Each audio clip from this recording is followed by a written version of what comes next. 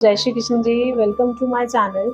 और आज की कहानी है कभी भी शिक्षक को कम ना आंके। एक बार आईआईटी मुंबई के 4 छात्र देर तक ताश खेलते रहे, जिसकी वजह से वे परीक्षा की तैयारी ना कर सके। तो सुबह उठकर उन्हें एक युक्ति सूझी।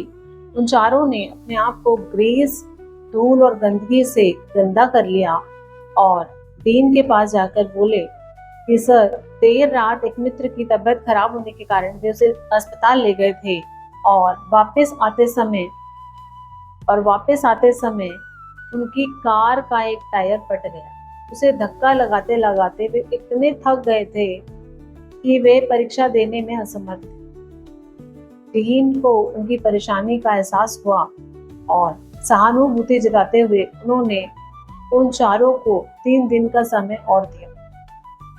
यह बात सुनते हुए चारों ने सहर्ष इस विकल्प को स्वीकार किया और डीन को धन्यवाद किया और परीक्षा की तैयारी में जुट गए। 3 दिन के बाद वे चारों डीन के सामने उपस्थित हुए और क्योंकि यह विशेष स्थिति परीक्षा थी, तो डीन ने उन चारों को अलग अलग कक्ष में बैठकर परीक्षा देने के लिए कहा।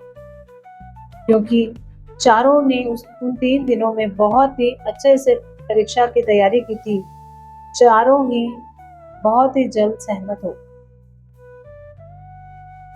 अब कक्षा में पहुंचते ही के सामने एक पेपर आया। उस पेपर में केवल 2 ही प्रश्न थे और दोनों ही बराबर बराबर अंकों के थे। मतलब 100 नंबर का क्वेश्चन पेपर 50-50 नंबर के 2 क्वेश्चंस में डिवाइड। उनमें से पहला क्वेश्चन, कौन सा टायर फट गया था? Front left, front right, back left, back right.